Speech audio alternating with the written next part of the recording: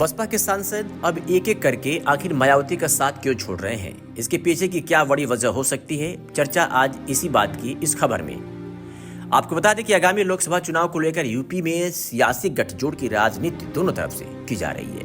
BJP और Samajwadi party दोनों अपने कुनबे को मजबूत करने में जुटे हैं। इस बीच आजमगढ़ से बसपा के दिग्गज नेता और कई बार विधायक रह चुके बड़े समाजसेवी गुड्डू जमाली समाजवादी पार्टी में शामिल हो गए।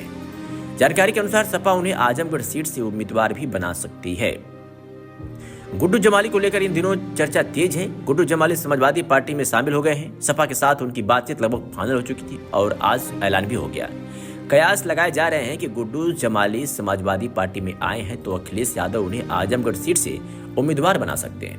अगर ऐसा हुआ तो इस सीट पर बीजेपी के साथ मुकाबला बेहद दिलचस्प हो जाएगा। गुड्डू जमाली आजमगढ़ के मुबारकपुर के रहने वाले हैं और बड़े बिजनेसमैन हैं। साल 2022 में आजमगढ़ लोकसभा सीट पर हुए उपचुनाव में उन्होंने बसपा की टिकट पर चुनाव लड़ा था, जबकि सपा की ओर से यहां अखिलेश यादव के चचेरे भाई धर्मेंद्र यादव को प्रत्याशी बनाया गया था। इस उपचुनाव में धर्मेंद्र यादव को हार का सामना करना पड़ा था और बीजेपी के दिनेश लाल यादव उर्फ निरहुआ चुनाव जीत गए थे।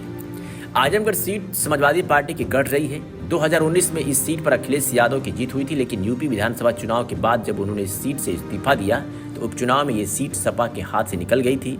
धर्मेंद्र यादव की हार के पीछे गुड्डू जमाली सबसे बड़ी वजह बने थे।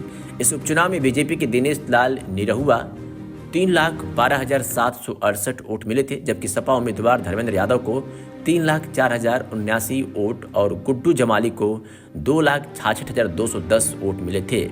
अगर बसपा ने उन्हें खड़ा नहीं किया होता तो यहां से सपा की जीत हो सकती थी। ऐसे में अब अगर गुड्डू जमाली समाजवादी पार्टी से चुनाव आजमगढ़ से लड़ते हैं तो बीजेपी के लिए बड़ा मुश्किल हो सकता है चुनाव को जीतना। हालांकि कुछ कहा नहीं जा सकता। दिनेश लाल यादव जब से यहाँ पर सांसद रहे हैं, लोगों के बीच रहे हैं, लोगों की समस्याओं को बखूबी उन्होंने सुना है और तत्काल मौके पर निस्तारण भी करवाया है। ऐसे में चर्चाएं ये है कि दिनेश लाल यादव यहाँ की जमीनी अब सांसद बन चुके हैं।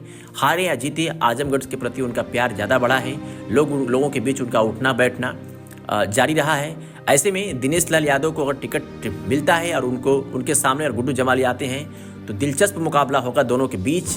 अगर भारतीय जनता पार्टी यानी दिनेश लाल यादव चुनाव हारते भी तो महज कुछ ही वोटों से हार सकते हैं, लेकिन कुछ कहा नहीं जा सकता है, क्योंकि जब से आजमगढ़ में दिनेश लाल यादव सांसद बने हैं तब से उन्होंने जमीन पर रह कर उन्होंने काम किया है, लोगों की बातों को सुना है, समझा है।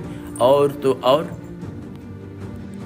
जब वो फिल्मों की शूटिंग करते हैं और इस बीच और कोई फरियादी उनके पास पहुंचता है तो उनकी भी बातों को ध्यान से सुनते हैं। फिल्म की शूटिंग रोक करके उनकी समस्या का समाधान करवाते हैं, तत्काल मौके पर संबंधित अधिकारियों को फ़ोन करते हैं। ऐसे में कहा जा रहा है कि अगर दिनेश लाल यादव इस बार भारतीय जनता पार्टी से आजमगढ़ से चुनाव लड़ेंगे तो मुकाबला बेहद दिलचस्प हो सकता है। लेकिन गुड्डू जमाली भी कम नहीं है। उन्होंने समाज सेवा से लोगों का दिल जीता है। कोरोना काल रहा हो या फिर कोई महामारी या फिर बाढ़ आपदा, हर समय गुड्डू जमाली अपने जेब से उन्होंने बहुत कुछ लोगों के लिए किया है। देखना दिलचस्प होगा कि इस बार अगर दिनेश लाल यादव और समाजवादी पार्टी से गुड्डू जमाली चुनाव लड़ते हैं तो फिर रिजल्ट क्या होगा।